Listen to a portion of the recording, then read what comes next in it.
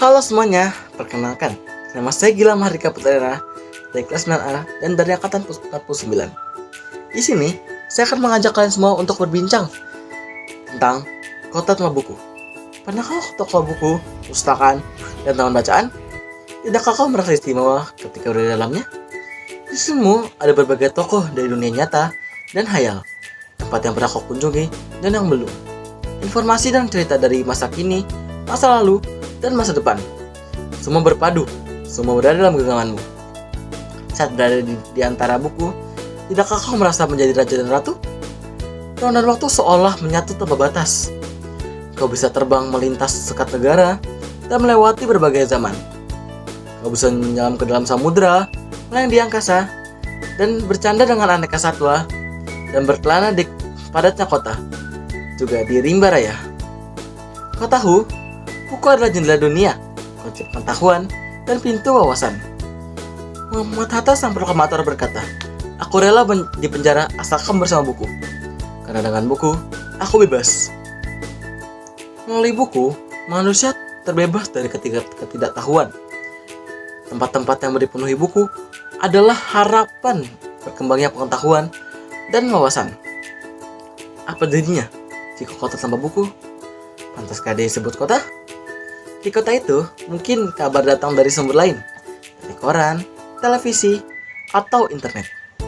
Mungkin informasi dan cerita datang dari cerita nenek moyang, bagaikan dongeng-dongeng sebelum tidur.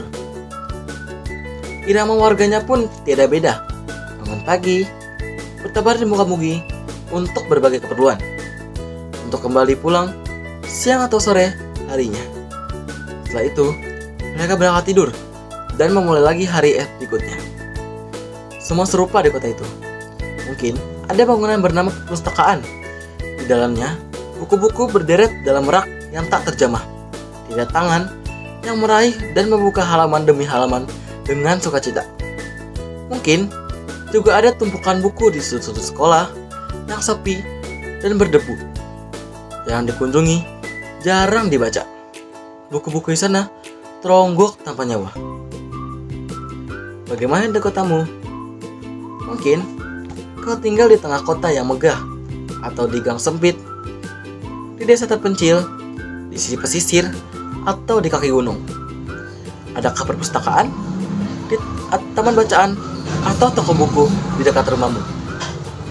Jika ada, apakah tempat itu menjadi wadah berkumpulnya anak-anak dan warga, menjadi pusat berkembangnya wawasan dan pengetahuan, atau hanya menjadi pajangan? Maukah kau menjadi orang yang menghidupkannya? Kau bisa mengunjunginya dan mengajak teman-teman membaca dan berbagi cerita di sana. Jadikan tempat itu sumber kegembiraan dan pengetahuan. Jika tempat itu belum ada, maukah kau menjadi orang yang mulai menghadirkannya? Kau bisa memulai dari sebuah sudut teras rumahmu. Ajak teman-temanmu memulai langkah-langkah baru.